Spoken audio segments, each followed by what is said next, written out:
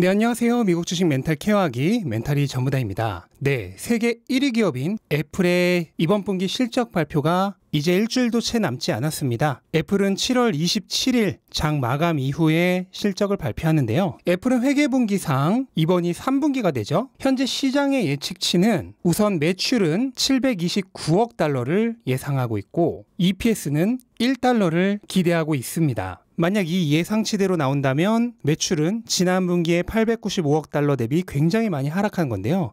이유는 작년에 팬데믹으로 인해 아이폰의 출시가 원래보다 늦어지면서 지난 분기까지 아이폰의 수요가 강했기 때문에 이번 분기에 하락폭이 클 것이라고 애플이 직접 지난 분기 실적 보고 때 얘기를 했습니다. 저도 나름대로 예상을 해봤는데요. 우선 제품 매출의 경우는 분석가들의 컨센서스인 567억 달러를 그대로 적용했고, 다만 서비스 매출은 시장 컨센서스는 162억 달러인데요. 저는 지난 분기보다 오히려 증가해서 178억 달러 정도가 될 것이라고 예상을 했습니다. 이유는 현재 서비스 매출이 지속적으로 증가 추세인데요.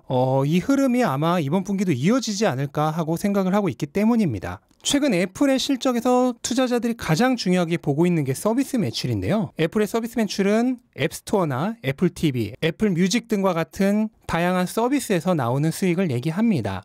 지금 소프트웨어, 플랫폼, 서비스, 구독, 이게 앞으로 모든 기업들의 최대 관심사입니다. 왜냐하면 마진율이 훨씬 높기 때문이죠. 애플의 경우도 제품의 마진율은 약 33% 정도인데 서비스의 마진율은 무려 70%입니다. 제품은 생산을 할 때 비용이 들기 때문에 마진율에 한계가 있습니다. 반면 서비스, 소프트웨어, 플랫폼은 한번 만들어 놓으면 추가적인 비용이 훨씬 적게 들어가기 때문에 마진율이 높을 수밖에 없죠. 어쨌든 이렇게 해서 나온 저의 최종 예측값은 EPS 1달러 11센트고요. 시장 예측치보다는 약 10% 정도 높습니다. 애플은 직전 두 분기에서도 시장 예측을 훨씬 뛰어넘는 어닝 서프라이즈를 기록했습니다. 하지만 다들 아시다시피 주가는 1년간 박스권을 헤매고 있었죠. 이건 주가가 너무 선행해서 올랐기 때문인데요. 애플의 EPS 성장 전망을 보시면 전문가들은 2021년에 엄청난 성장을 예상 중이었습니다. 그런데 주가는 항상 선행해서 움직이므로 작년에 이 성장치에 맞춰 이미 주가가 먼저 올랐던 거죠.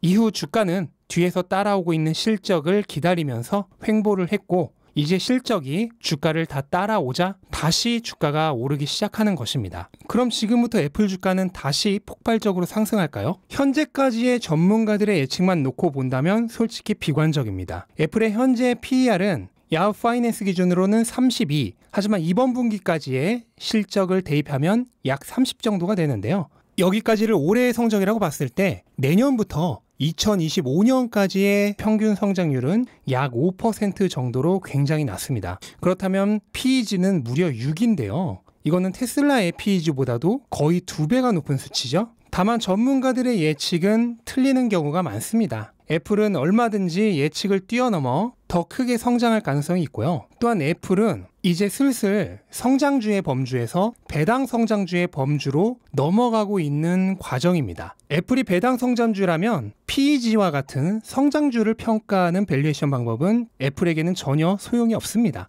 애플은 현재 0.5%대의 아주 낮은 배당 수익률을 가지고 있지만 이거는 주가가 너무 올랐기 때문입니다. 애플은 배당을 주기 시작한 2012년 이후 8년간 매년 배당금을 올려왔습니다. 하지만 그래프를 보시다시피 2013년 당시 3%에 육박했던 배당 수익률은 배당금을 계속 올려왔음에도 불구하고 주가가 그 이상으로 올라버려서 오히려 떨어져 버린 것입니다. 주가가 올라서 배당 수익률이 떨어지는 건 조금도 슬프지 않죠. 애플이 처음 배당을 준 2012년 당시의 주가는 약 22달러였는데요. 그때 애플에 투자한 주주는 현재 투자 원금 대비 배당 수익률은 무려 4%입니다. 그리고 주가는 6.5배 상승했어요. 그러니까 원금은 6.5배 상승하고 배당 수익률도 은행이자를 훨씬 뛰어넘는 4%가 된 것입니다. 원금 상승과 동시에 초기 투자금 대비 배당 수익률도 같이 올라간 것이죠. 이게 배당 성장주의 특장점이라고 할 수 있겠습니다. 또한 애플은 배당과 함께 2대 주주 환원 정책인 자사주 매입도 꾸준히 하는 기업입니다. 애플은 지난 분기 실적 발표 당시 900억 달러의 자사주 매입 정책을 발표했죠. 이때 당시 애플의 시가총액이 2조 2천억 달러 정도였는데요. 그렇다면 시가총액 대비 무려 4% 정도의 자사주 매입을 하는 것입니다. 회사가 자사주를 걷어들여서 소각해버리면 주식수가 줄어들면서 기존 주주가 가진 주식의 가치가 상승하게 되죠. 이건 화폐로 치면 디플레이션이 일어나는 것인데요. 4%의 자사주를 매입한다는 얘기는 애플의 주식 가치가 4% 상승하는 거랑 마찬가지가 되는 것입니다. 즉 배당 수익률은 낮지만 자사주 매입으로 주식의 가치가 4%나 상승을 한다는 거,